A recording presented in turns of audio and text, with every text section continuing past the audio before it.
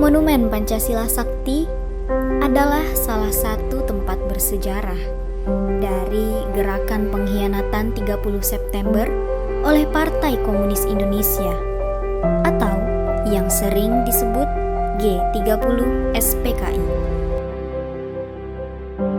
Kawasan wisata sejarah ini mempunyai luas 14,6 hektar yang terdiri atas beberapa tempat yang merupakan lokasi tertentu kejadian pengkhianatan PKI, yaitu Serambi Penyiksaan, Pos Komando, Dapur Umum, dan Sumur Maut tempat pembuangan jenazah.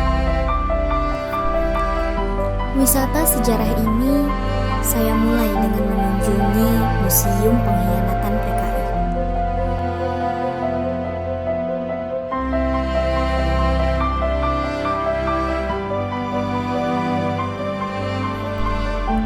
Di dalam museum ini disuguhkan berbagai diorama yang menceritakan tentang alur pemberontakan PKI, mulai dari masa persiapan, penyusunan strategi, pelatihan para prajurit, pemberontakan di berbagai daerah, hingga puncak kejadian pengkhianatan PKI yang ditandai dengan penangkapan 7 jenderal.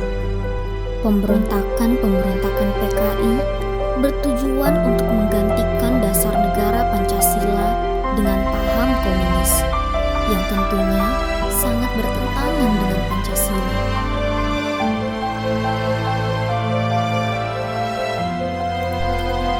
Lapangan rumput hijau di Monumen Pancasila Sakti ini terkenal dengan julukan Lapangan Sabta Marga yang memiliki sejarah.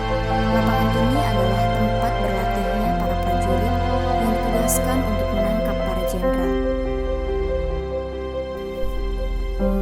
Selanjutnya, saya mengunjungi Serambi Penyiksaan.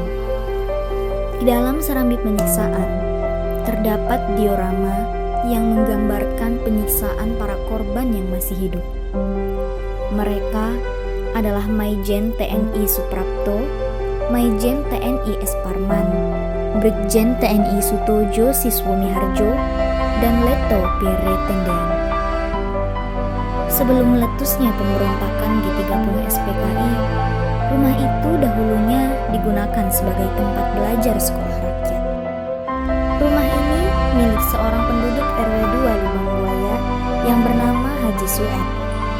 Pada waktu meletusnya G30 SPKI pada tahun 1965, digunakan oleh pimpinan gerakan yaitu Letkol Untung dalam rangka mempersiapkan penculikan terhadap perwira TNI AD.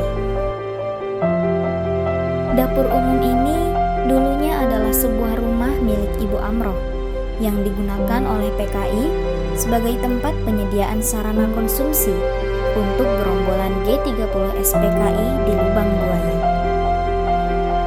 Sekitar 3 hari sebelum peristiwa G30 SPKI meletus, Ibu Amroh yang sehari-hari bekerja sebagai pedagang pakaian keliling meninggalkan rumah dalam keadaan tidak terkunci dan tanpa menerima uang saku sepeser pun.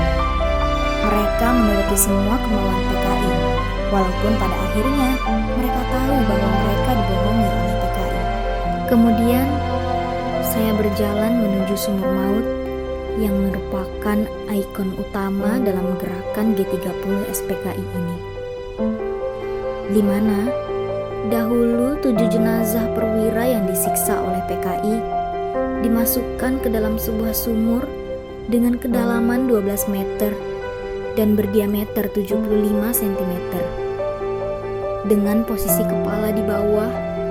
Lalu sumur tersebut ditutup dengan timbunan batang-batang pisang serta sampah secara berselang-seling, dan terakhir sumur tersebut ditutup dengan tanah di atasnya. Dengan mengunjungi situs sejarah ini membuat diri ini semakin sadar bahwa kecintaan kepada Indonesia bukan hanya sebatas menjadi warganya, namun turut serta menjaga kesatuan dan keutuhan Indonesia dengan tetap berlandaskan kepada Pancasila.